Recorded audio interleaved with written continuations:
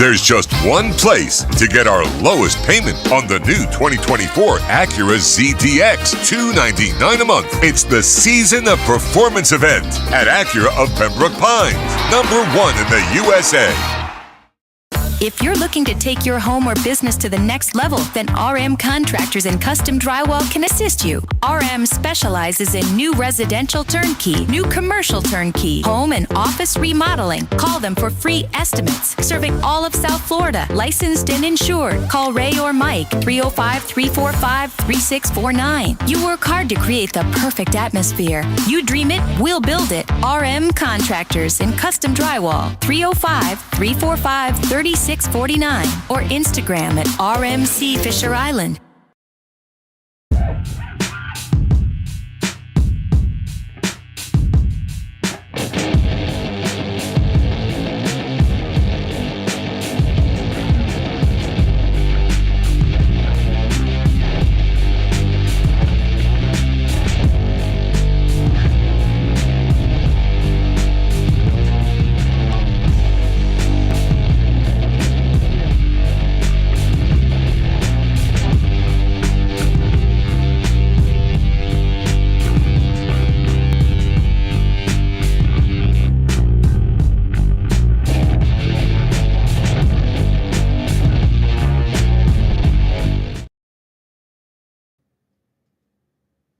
All right, I think I'm live. If somebody can help me out and let me know.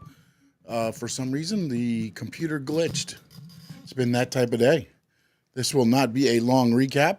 It's been quite a day. I'm just happy to be able to be on the air and talking about a great show, AEW Dynamite, that just went down here tonight. And overall, a good show. There's still a lot of questions I have on some of the things that happen at AEW and maybe why they happen. But again, I have been, since Revolution, minus a couple of episodes of Dynamite, it's been building up. It's been getting better. And tonight continued on. Again, they're leading up to AEW Grand Slam. They're building up for the card for AEW next week in Atlanta. You've got, I don't know if you saw, there's a Revolution pay-per-view in March. And I wrote in my notes at the beginning of the night, it was, so why are you doing AEW Grand Slam? I know Grand Slam is usually done on Dynamite, and I think also Collision as well in New York. But you're putting this show on, 2 weeks before the Revolution pay-per-view. And that just got me to thinking a little bit. And then I go to like really look at, because then I was like, wait, they're in Australia. And what time are they going to start? And then they slipped up, and I guess they put out 8 p.m. But even if they started at 8 p.m., if I'm not mistaken, I believe that makes it a recorded show. And then I go more into detail on it, and TNT has the NBA All-Star Weekend that weekend as well. So it looks like Dynamite's going to be preempted to 10:30 at night for AEW Grand Slam. And again, nothing's been set up, and maybe they stream live on Max because they do have the deal with Max. So this would be the time if I was AEW, I was Tony Khan, I would be like, you can watch it live on Max as we stream it. And then if you want to watch the replay, it'll be on TNT tonight. Because that's part of the problem I think they're going to have with Collision. And if you don't know, the Collision is already, at least some of it has been recorded already tonight, as it was announced that Roosh, spoiler alert, I probably should have said beforehand, Roosh has returned to AEW tonight at the Collision tapings and took on Max Caster. He answered the Max Caster Open. But, again, that the in-ring performance of AEW, never, there's never an issue with that. The problem gets to when, the outside and some of the things that goes down around that. But again, a lot of it is because they're 5 years old, going on 6. So there's growing pains there. There's things that maybe I don't know if WBD, the network, hamstrung them a little bit. They got the money, but did it handcuff them a little bit as far as how they can do these shows and things like that? Because to me, if you're on TNT, what's on TNT at like 2 or 3 in the afternoon? Because I believe when WWE was in Australia, they ran their pay-per-view at 2 or 3, or maybe it was 1. It was something like that. It was a special start time, I believe, of 1 or 2. And it was live on Peacock. So why not do that and go live on TNT at 2 in the afternoon? You have the Max deal, though, now, too, as well. So you could go live on Max and then get the replay on. But it's going to be interesting to see how it plays out. Again, no time has technically been listed yet. There was a mistake on one of the things, and it said 8, which that has been fixed, and that was a couple weeks ago. So we'll see what the time was. But it just got me thinking. I kept seeing the Revolution pay-per-view, and they kept putting up the dot, and I was like, isn't Grand Slam before that? And then I forgot that Grand Slam's more of a Collision Dynamite show, not really a pay-per-view. But I guess I thought because they were moving it to Australia and putting it as, an international show, it was going to be more along the lines of a pay-per-view. But it is not. It's just going to be a regular Collision type show. But you got these 2 big matches. I mean, you saw a little bit of it, advanced. They advanced both tonight. An interview with Mariah May. We'll grab into that a little bit later on. But the show did start with Will Ospreay against Brian Cage. Don Callis tells Ospreay, take a look at the footage at the screen. Kenny Omega's been attacked in the back. Brian Cage, of course, gets the upper hand on Will Ospreay. And, again, Brian Cage has fought Will Ospreay and Kenny Omega in his last 2 matches. And he's shown that he belongs and he deserves a push more than what he's being used for. And the same thing goes for, and I'll just jump into this right now because, again, I won't be here all night long. AR Fox, with what he's shown in the Ricochet and Swerve Strickland. The fact, with wrestling both men, the relationships that they have, and moving along that angle tonight, Ricochet beats AR Fox, goes to get the scissors. Swerve Strickland pulls him out, starts beating him down. Then he goes to do a move on Ricochet. Ricochet grabs AR Fox kind of in a chokehold with the scissors, near his head and neck area. And then, and then he gets away. He kind of holds him as a hostage a little bit. And he gets out of the ring and away and escapes Swerve Strickland till next week. Again, that match headlines next week in Atlanta. AEW returns to Atlanta. And that will be probably, I would think, the main event. That's kind of the match they've been pushing, Swerve Strickland and Ricochet. But in the end with the Will Ospreay gets the win. Kind of a sloppy ending, but it happened. It was supposed to be a Hurricanrana into Archer. It looked like Ospreay kind of slips off of Cage. Cage kind of walks into Archer, and then Ospreay, he gets the finish in a 1, 2, 3.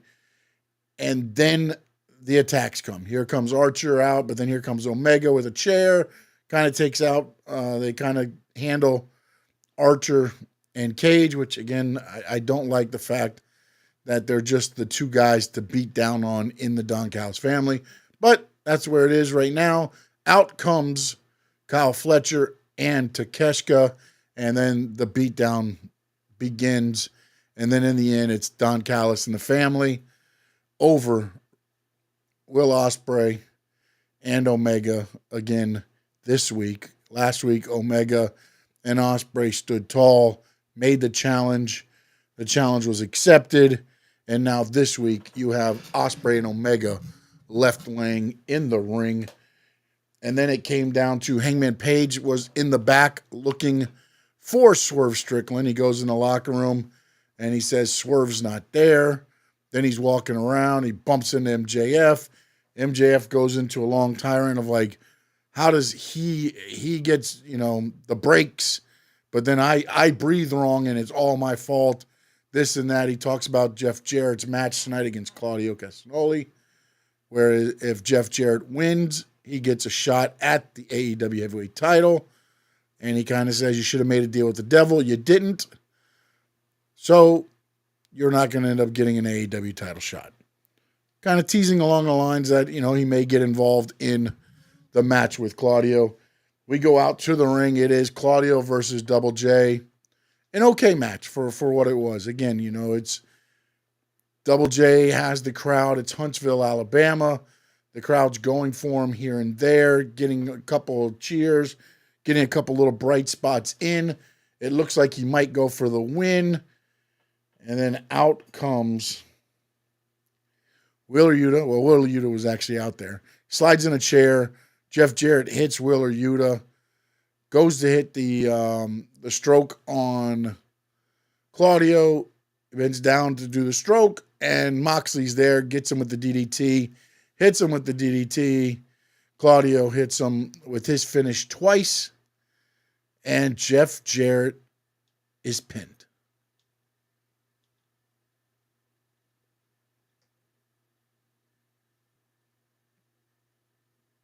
The buildup, I don't know where it was going. I don't know what was the thing, what was going to happen there. Then Jeff Jarrett's there. He kind of gets to his knees. The crowd is chanting, Double J, Double J. And MJF's music hits. And MJF pretty much comes out, lays out. Jeff Jarrett says, because I respect my elders, I won't say I told you so. And he leaves. So I'm not sure where this is going from here. I don't have a read on this.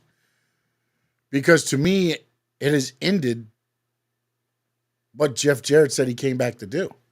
Now you could say that, Moxley had to get involved, Judah had to get involved, and they can go that route to where,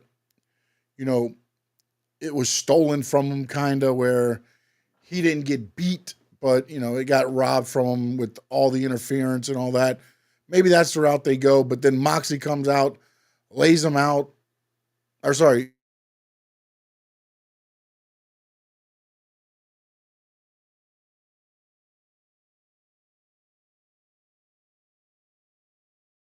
happens going forward. Now, if you got a glitch, again, I apologize. The internet has been in and out all day here.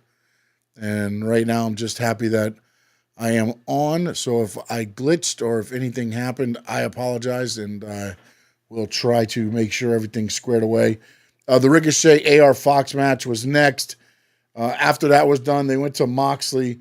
And apparently there's an interview up on the AEW YouTube side with Renee Paquette talking with Moxley and the Death Riders. And she asked them, where's the title? And he kind of, at least to me, at least they've acknowledged the fact that the title hasn't been seen. And then Moxley goes in and he says, you don't need to see the title. You don't even know what the title means. You don't know what it takes to be a champion. He goes, I'm the physical embodiment of the AEW championship belt. And I thought this was good. I'm going to go watch the rest of the interview now. And I thought this was a good step, at least to explaining what this is with the briefcase. And at least Moxley's view on the AEW title is, the title, the person makes the title. Like you take what you want in a way. And you heard after they came back, you had kind of Excalibur and Taz and Tony Schiavone kind of talking about, what was said in that promo. But I definitely want to watch the full thing that's up on the AEW YouTube site. They did the New York Minute. Funny that it's in Huntsville, Alabama. But again, small little things thrown to where Jericho not happy with, Big Bill and the Big Redwood and everything there. So I'm hoping again it just keeps cracking and cracking and cracking, and Bill gets out of the learning tree and gets a good singles push on his own. I think he deserves it. I think what him and Powerhouse Hobbs did, I'd like to see that finish again. Powerhouse Hobbs apparently was not cleared due to a cut that I read on Fightful. So, again, he was there. They wanted to do something, and some things got changed. Obviously, that was one of them, to where he was not cleared because of a cut that I guess happened during the collision in Jacksonville on Saturday. Jay White took on Wheeler Yuta next. And, Wheeler Yuta comes out during Claudio's match. During Wheeler Yuta's match, nobody comes out. No Death Riders come out. Jay White hits twice the finisher, or hits it once, gets the pin. The crowd chants one more time, one more time. He goes to pick him up. Of course, John Moxley comes out, jumps on the apron, kind of having a stare down with Jay White. Claudio from behind. And then as soon as that happens, the music hits. Cope and FTR come out. Rated FTR comes out. Dax challenges them on Collision to a Mid-South street fight in Huntsville, Alabama. And of course, the challenge was accepted. So this Saturday night, you'll get the graphic showed John Moxley and Wheeler Yuta against FTR. So we'll see. It just said Death Riders, but it showed Moxley and Yuta. We'll see if that's the team or if it changes. They had a great promo, Mariah May. And again, look, I thought that segment was done perfectly. I thought maybe it was done a little bit too early. But I like now you're doing Mariah May promo on Dynamite. You will do the Tony Storm rebuttal on Collision on the 1st. But now you still got 2 weeks. This is where I thought they might have, gone a little too quickly with this. But Mariah May cut a great promo. Some of the things that caught my ear was, when you're this good, you don't have to change a thing. She told Tony Storm, why don't you play the role of the woman who was betrayed by her? Why don't you play the role of the woman who was crying and bleeding as she was getting beat down by Mariah May? It really went into a lot of things for Mariah May, and I thought it was a great promo. They did a Guns Up promo. The Guns, the Ass Boys, whatever you want to call them, look like they're on their way back to AEW. So we'll see where that goes. You heard the Jay White voices there. Jay White did shake hands with Cope. So we'll see what happens. Because again, the Guns show up. Jay White, I wouldn't mind seeing Cope and FTR take on the Guns and Jay White. That would be a pretty good little match as well there. So a lot of little things.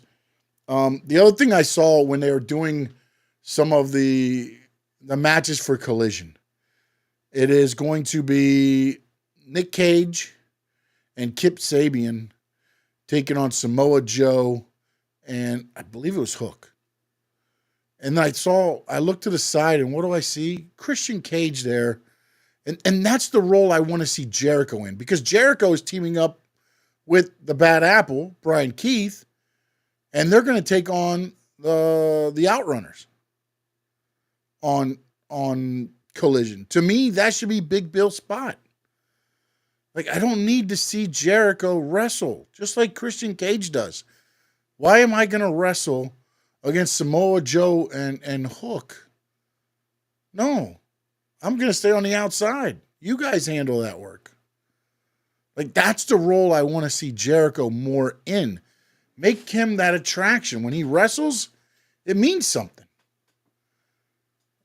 That's what I love, the little, New York minutes and all the jabs and the stuff he's doing with Big Bill and him on the mic. And I would just love to more see him do that Christian Cage role, to where, no, Nick Cage and Kip Sabian's got it. Or in that case, it'd be Big Bill and Brian Keith have it. And then Jericho only is the attraction when he's, needed for a pay-per-view or a special Dynamite or a special Collision or whatever it's going to be. That's the role to me that I would like to see Jericho more in than just, hey, every week we get to see him. Then they did the Hurt Syndicate promo of them winning the tag team champions.